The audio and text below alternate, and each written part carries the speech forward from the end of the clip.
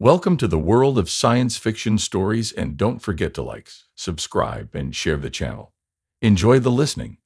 Did you capture human children as prisoners? You are insane, Alien said. Approaching orbital station Freedom, please prepare for docking procedures.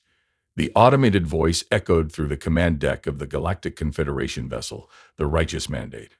Ambassador Krelvor of the Zent Collective clicked his mandibles in annoyance as he straightened his ceremonial carapace polish. First contact with humans had been established only 3 standard rotations ago, and already the High Council had dispatched him, their most decorated diplomat, to handle negotiations. Apparently, these humans were considered unpredictable, as if any species could surprise a Zent with 400 cycles of diplomatic experience.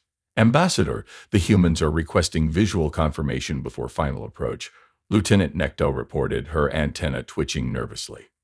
Put them on screen, Lieutenant, and do try to control your appendages. We don't want the humans thinking we're anxious. KRV adjusted his posture, extending to his full 9-foot height. The view screen flickered to life, revealing a human female with skin the color of rich soil and hair cropped close to her scalp. She wore a blue uniform adorned with various metallic symbols that Krelvor assumed denoted rank. Greetings, Ambassador Krelvor. I'm Commander Tanya Rodriguez of Orbital Station Freedom. On behalf of the United Earth Alliance, welcome to human space. Krelvor performed the traditional greeting gesture of his species, pressing his upper right appendage against his central thorax. Commander Rodriguez, I bring harmonious intentions from the Zent Collective. We anticipate productive discourse. The human's face contorted into what the briefing materials identified as a smile, supposedly a friendly expression, though it looked disturbingly like a threat display of his sensibilities. KRV suppressed a shudder. We've prepared Docking Bay 7 for your vessel, Ambassador. Our gravity and atmospheric settings have been adjusted to Zent preferences according to the specifications you sent ahead. Most satisfactory, Commander. We shall complete docking procedures momentarily. As the view screen went dark, Krill turned to his aide Mac, who was frantically scrolling through data on a holographic display. Well, what's your assessment? Mech's compound eyes reflected the blue light of the display. The humans appeared genuine in their welcome, Ambassador, although their station's design is puzzling. Their habitat sections are divided into numerous small compartments rather than efficient communal spaces. Primitives often have strange notions of spatial organization. Krelvor said dismissively. What about security? The Council is particularly concerned about their military capabilities. Scans indicate standard defensive systems, Ambassador. Nothing our technology couldn't handle. Also not relevant, Mac. KRV interrupted sharply. We are here for peace, not to assess tactical advantages. The Zent Collective has evolved beyond such primitive considerations. The young aide dipped his head in apology. Of course, Ambassador. The ship shuddered slightly as docking clamps engaged. Through the viewport, Krelvor could see the sprawling structure of Orbital Station Freedom, a chaotic assemblage of modules, solar arrays, and docking arms that lacked the elegant symmetry of Zent architecture. Yet there was something impressive about it, a certain resourcefulness that hinted at why the High Council considered these humans worthy of diplomatic relations. Ambassador, the human delegation awaits us in what they call their welcome hall, Mech reported. Krelvor chittered softly, the Zent equivalent a sigh. Very well. Remember your training. Observe everything, but reveal nothing beyond our prepared statements. These humans may seem primitive, but the Council suspects they are more complex than they appear. Yes, Ambassador. As the airlock cycled open, Krelvor composed himself. This was routine, just another diplomatic mission to another unremarkable species. Engage in pleasantries, establish trade agreements, ensure they pose no threat to Zent interest, then return to the comfortable familiarity of the collective. What could possibly go wrong? Little did Ambassador Krelvor know that his understanding of the universe and of sentient development itself was about to be fundamentally challenged. The formal welcome reception had been, in Krelvor's professional opinion, excruciatingly tedious. Humans apparently considered it necessary to introduce every single official on their station minus 37 of them, each with their own incomprehensible title and an enthusiastic handshake that threatened to dislocate his delicate manipulator appendages. I require a moment of solitude to process the diplomatic overtures, Krelvor announced to his aide, which was diplomat speak for I need to escape these chattering primates before I lose my mind. Nick Board nodded knowingly. Of course, Ambassador. Shall I inform the humans you are engaging in ritual contemplation? Perfect. That should buy me at least half a rotation cycle. Vor slipped away while Mech distracted Commander Rodriguez with questions about Earth's atmospheric composition. The station's corridors were mercifully quieter than the reception hall. TV wandered aimlessly, allowing his secondary brain to process the diplomatic discussions while his primary consciousness to simply enjoy the respite. The human architectural choices continued to baffle him. Why waste precious space on these recreational areas when efficient sleep pods would suffice? A sudden burst of high-pitched sounds caught his auditory receptors. Core froze, his antenna quivering. The noise came from behind a large door marked Station Educational Facility. Authorized personnel only. Security concerns immediately flooded his mind. Was this some kind of weapons testing? A secret communications array? The sounds were unlike anything in the Zent database. KRV pressed his audio enhancement device against the door. The cacophony of shrill vocalizations continued, occasionally punctuated by a deeper, authoritative voice. This requires investigation, he muttered to himself, bypassing the simple electronic lock with a diplomatic override code. The door slid open, and Krelvor nearly collapsed from shock. Small humans, dozens of them, confined in a brightly colored chamber, arranged in neat rows, all facing a larger human who'd stood before a glowing information screen. Some of the small humans were restrained in chairs, while others frantically scribbled on primitive data tablets. Sweet mother of egg clutches, Krelvor whispered, his exoskeleton paling to a sickly yellow. They're breeding captives. The larger human, clearly some kind of overseer, turned toward the door. Her eyes widened at the sight of the tall alien diplomat standing frozen in the doorway. Ambassador Krelvor, this is unexpected. I'm Ms. Patel. Welcome to our station's elementary school. Are you here for the cultural exchange presentation? The small humans all turned in unison, their eyes locking onto Kiwi with unsettling intensity. Several emitted high-pitched squeals of excitement. An alien. A real alien. One particularly loud small human exclaimed, pointing a stubby appendage directly at KV. Children, remember our manners. The overseer. This Ms. Patel. Chided. This is Ambassador Krelvor from the Zent Collective. Krelvor's diplomatic training momentarily failed him as horror set in. Children? Children? The Zenter intelligence briefings had mentioned human reproductive methods but had glossed over the lengthy developmental phase. These weren't adult humans subjected to some bizarre imprisonment. They were immature specimens. And they were being held against their will in this educational facility, forced to perform repetitive tasks under the watchful eye of an authority figure. Ambassador, are you all right? You've gone quite yellow, Miss Patel asked, concern evident in her voice. Thor backed slowly toward the door, his mandibles clicking rapidly in distress. Hi. I must consult with my delegation immediately.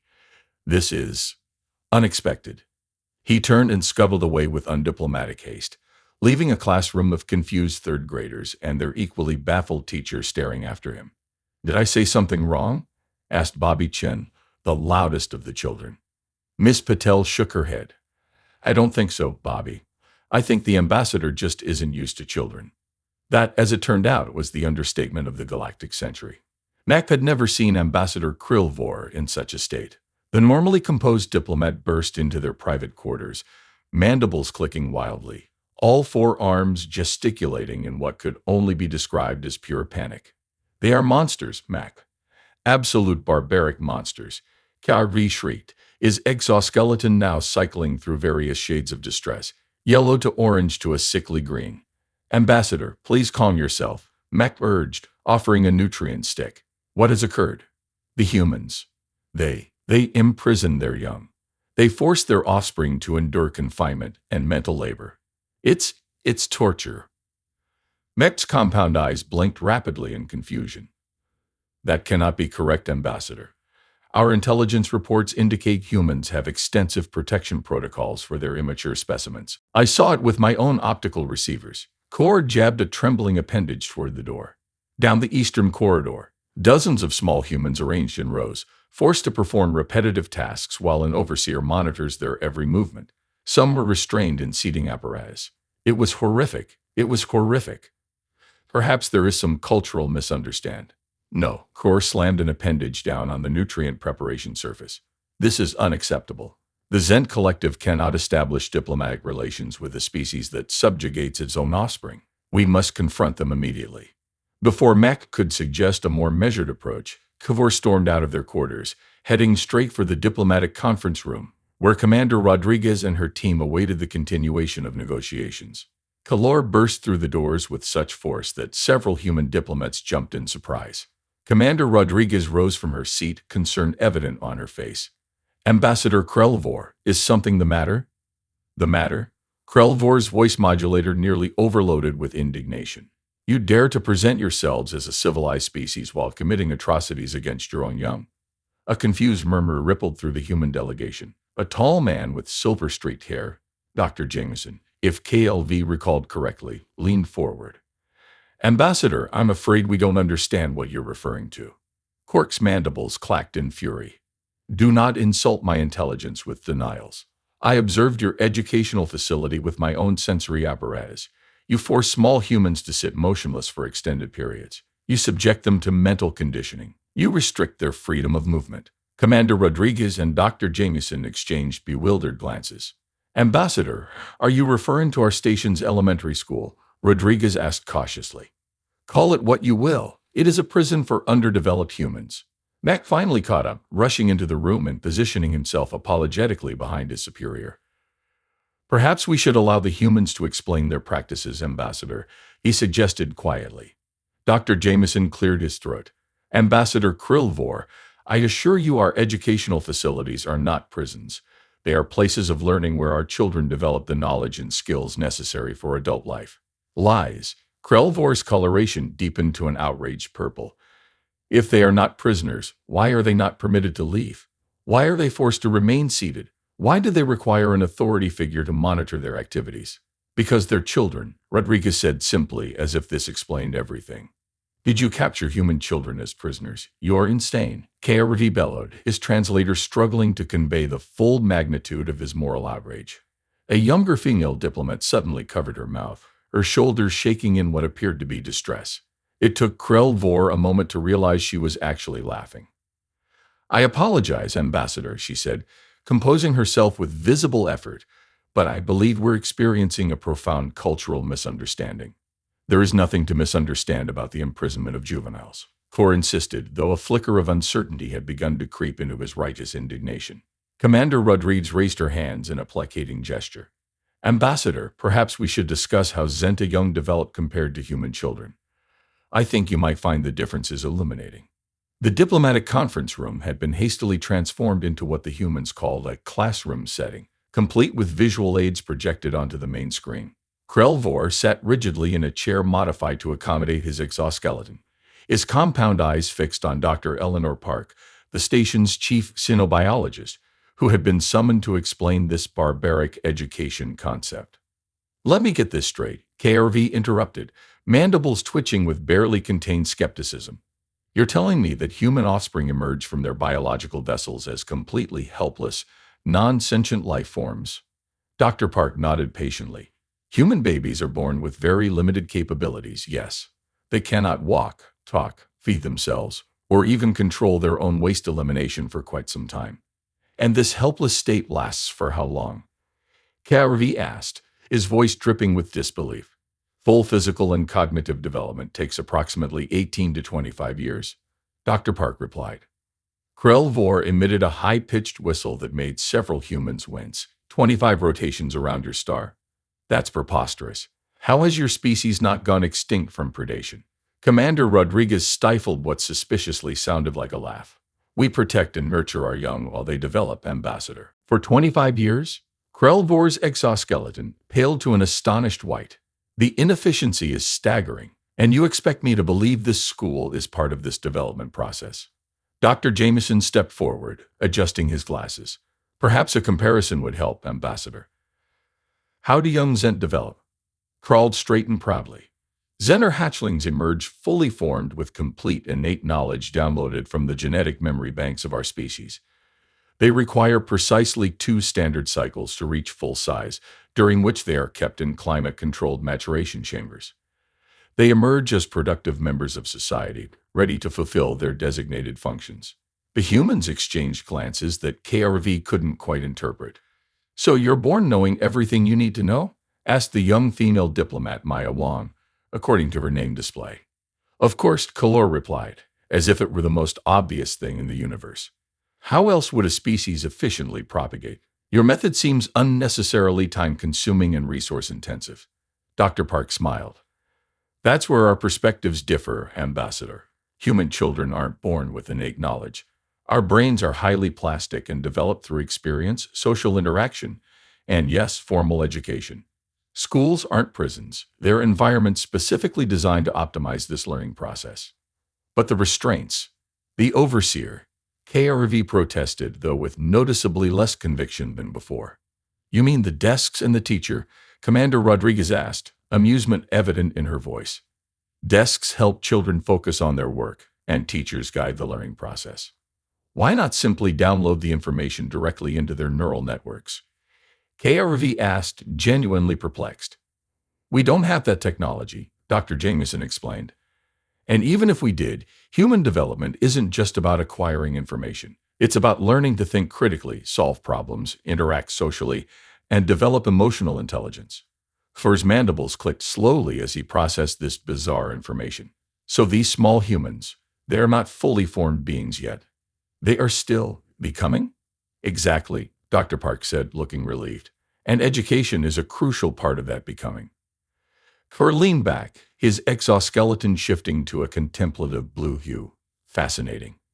Inefficient beyond comprehension, but fascinating." Commander Rodriguez smiled. "Ambassador, would you like to visit our school properly this time? Meet some of our children and see what education actually looks like." Krelvor's antenna twitched nervously.